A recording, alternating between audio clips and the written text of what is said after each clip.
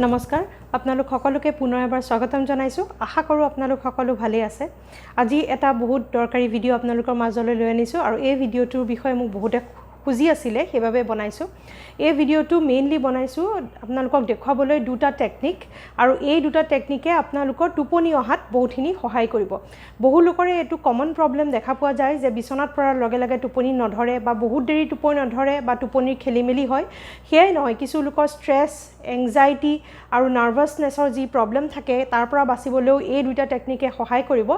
আৰু এই দুটা টেকনিক হৈছে প্ৰথমটো হৈছে বক্স ব্ৰিডিং যেটো মই আপোনালোকক শিকাম দ্বিতীয়টো টেকনিক হৈছে প্ৰগ্ৰেছিভ ৰিলেক্সেশন টেকনিক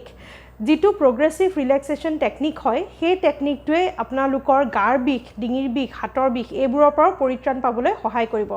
কিন্তু মেইনলি এই দুটা টেকনিক আপোনালোকে শুৱাৰ আগত প্ৰেক্টিছ কৰিলেও আপোনালোকৰ ভাল টোপনি আহিবলৈ সহায় কৰিব আহক তেনেহলে বেছিকৈ এইখিনি বিষয় ডিটেইলছত কৈ নাথাকো আৰম্ভ কৰো টেকনিক দুটা প্ৰথমটো হৈছে বক্স ব্ৰিডিং টেকনিক যেটো হয় আপোনালোকে দিনৰ যি কোনো সময়তে কৰিব পাৰে যি সকলৰ টোপনিৰ প্ৰবলেম আছে তেওঁলোকে শুৱাৰ আগতো কৰিব পাৰে লগতে ই আমাৰ লাংছখনো ভাল কৰিব অক্সিজেন লেভেলো আমাৰ শৰীৰত বঢ়াব আৰু আমাৰ কিছুমান ইমোশনাল প্ৰবলেমছ যিবোৰ থাকে ইমোশনৰ বাবে ধৰি লওক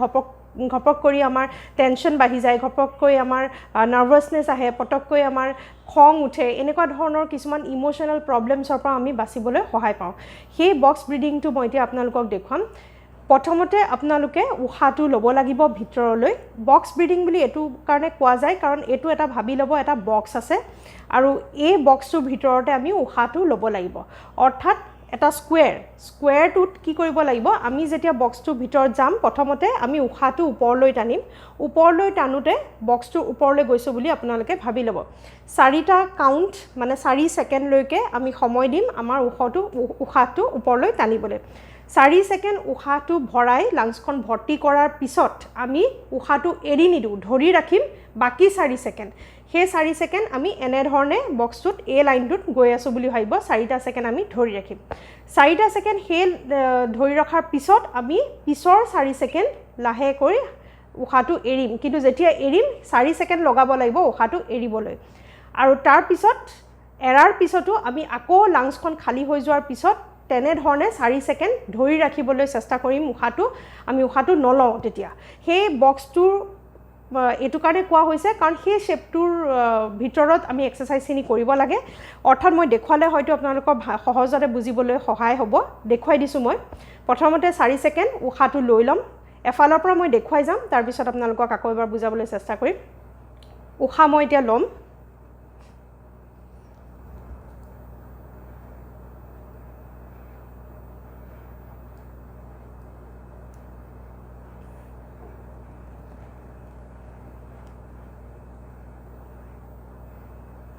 এই প্ৰসেসটো মোৰ কমপ্লিট হল অৰ্থাৎ মই এতিয়া এটাটাকে দেখুৱা যাম মাজত কথা ক'ব নোৱাৰি মই নুকুৱাকে আপোনালোকক দেখুৱাই ললো কিন্তু এতিয়া মই কথা কৈ পেলাই বুজাবলৈ চেষ্টা কৰিম প্ৰথমতে উশাহ লম আমি 4 সেকেন্ড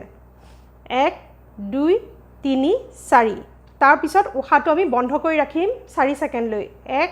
2 3 4 তাৰ পিছত পিছৰ 4 সেকেন্ড আমি উশাহটো লাহেকৈ এৰিম 1 2 3 4 4 সেকেন্ড যেতিয়া আমি উশাহটো এৰিম তেতিয়া কিন্তু সেই 4 সেকেন্ডৰ ভিতৰতে আপোনালোকৰ লাংছখন পুৰা খালি হ'ব লাগিব হাৱাটো পুৰা এৰি দিব লাগিব আৰু তাৰ পিছৰ 4 সেকেন্ড আমি খালি লাংছখন ধৰি ৰাখিম আৰু তাৰ পিছত পুনৰ এবাৰ সেই সাইকেলটো কৰি থাকিম এই সাইকেলটো আমি 7 বাৰৰ পৰা 10 বাৰ লৈকে ৰিপিট কৰিব পাৰিম এতিয়া এই 4 সেকেন্ডটো আমি জেনাৰেল স্ট্যান্ডাৰ্ড হিচাপে ধৰি দিছো কোনোবাই যদি 5 সেকেন্ড লাগে 5 সেকেন্ড ল'ব পাৰে কিন্তু কি হ'ব মন কৰিব সেই 5 সেকেন্ড গুটেই গিটা প্ৰসেছতে 5 সেকেন্ডে ল'ব লাগিব উশাহটো লওঁতে আপোনালোক 5 সেকেন্ড লগাব লাগিব উশাহটো ধৰি ৰাখোতেও 5 সেকেন্ড ধৰি ৰাখিব পাৰিব লাগিব আৰু উশাহটো এৰিও আমি 5 সেকেন্ডত এৰিব লাগিব আৰু তাৰ পিছতে 5 সেকেন্ডত আকৌ খালি লাংছখন ধৰি ৰাখিব লাগিব 4 বা 5 সেকেন্ড ধৰিব পাৰে কিন্তু স্ট্যান্ডাৰ্ড হিচাপে আমি 4 সেকেন্ড ধৰিলে সহায় হয়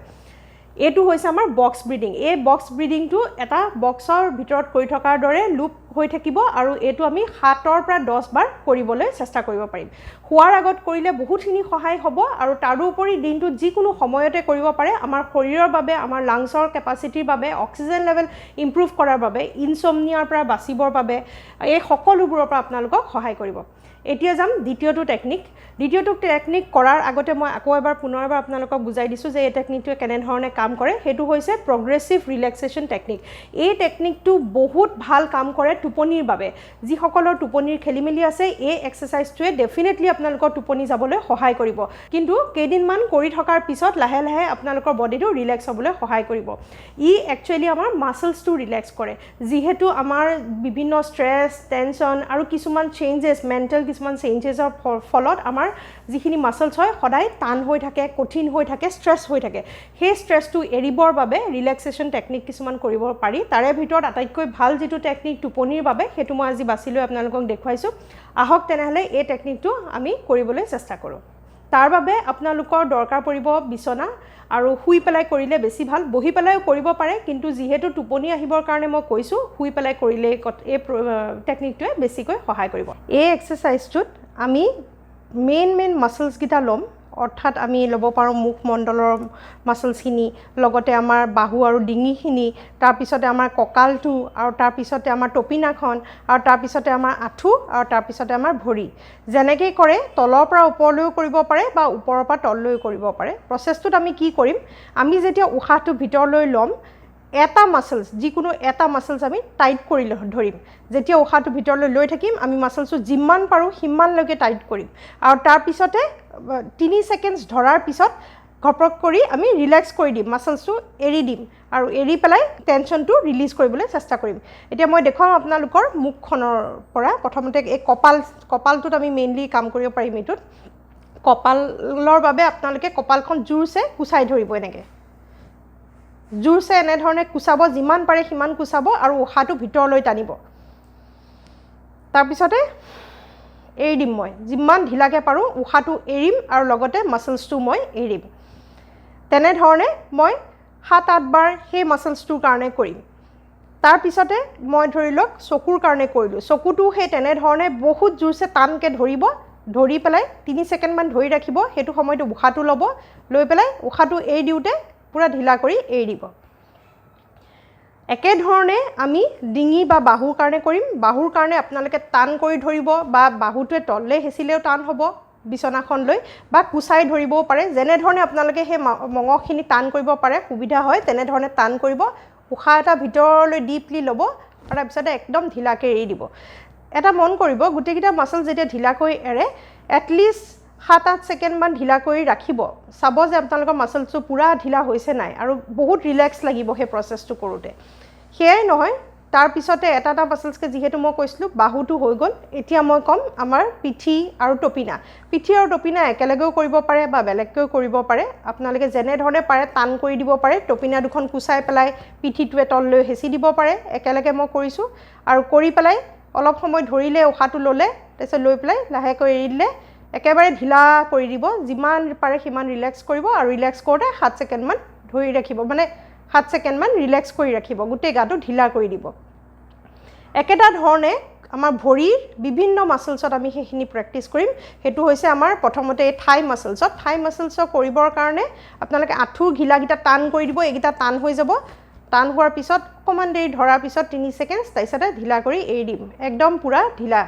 তাৰপিছত একেধৰণে আমি তলৰ কলা ফুল কৰিব পাৰোঁ যেনেকৈ আমাৰ তলৰ ভৰিৰ পতাখন ওপৰলৈ দাঙি আনিলোঁ টান হৈ গ'ল তাৰপিছতে ঢিলা কৰি এৰি দিলোঁ একেধৰণে আঙুলিকেইটা কুচাই তললৈ ধৰি ৰাখিলোঁ আৰু অলপ দেৰি ধৰাৰ পিছতে আকৌ এৰি দিলোঁ আৰু খালি মনত ৰাখিব যেতিয়াই আমি মাসলছটো টান কৰি ধৰিম তেতিয়াই আমি উশাহটো ভিতৰলৈ ল'ম আৰু যেতিয়াই আমি মাসলছটো ঢিলা কৰি দিম তেতিয়া আমি উশাহটো বাহিৰলৈ এৰিম এনেধৰণে এটা মাসলছকে আমি প্ৰত্যেকটো মাসলছ কেইবাবাৰো কৰিব পাৰোঁ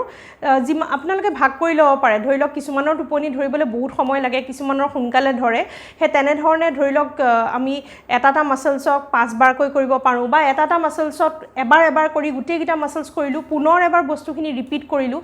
যিটো ধৰণে আপোনালোকে কৰিব বিচাৰে এটা মাসলছত বোলে একেৰাহে 5 বাৰ কৰি ইটো মাসলছলৈ যাওঁ বা একেৰাহে 7 বাৰ কৰি ইটো মাসলছলৈ যাওঁ তেনেকৈ কৰিলে হ'ব কৰোঁতে মাসলছখিনি ৰিলেক্সড হ'বলৈ আৰম্ভ কৰিব আমি কনচিয়াছলি মাছলছটো এৰি দিছোঁ ৰিলেক্স হ'বৰ বাবে যেতিয়া আমি কনচিয়াছলি মাছলছটো ৰিলেক্স কৰিবলৈ এৰি দিওঁ তেনেহ'লে সি প্ৰকৃততে ৰিলেক্স হ'বলৈও আৰম্ভ কৰে আৰু চাব গাটো বহুত ভাল লাগে আমাৰ যিখিনি টেনশ্যন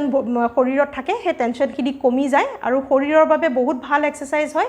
যিসকলৰ টোপনিৰ বাবে প্ৰব্লেম নহয় ৰেগুলাৰ ৰিলেক্সেশ্যন টেকনিক কৰিব বিচাৰে আৰু লাং কেপাচিটি বঢ়াব বিচাৰে তেওঁলোকেও এই দুটা এক্সাৰচাইজ ডেফিনেটলি কৰিব পাৰিব আশা কৰোঁ এই দুইটা টেকনিকেই আপোনালোকক বহুতখিনি সহায় কৰিব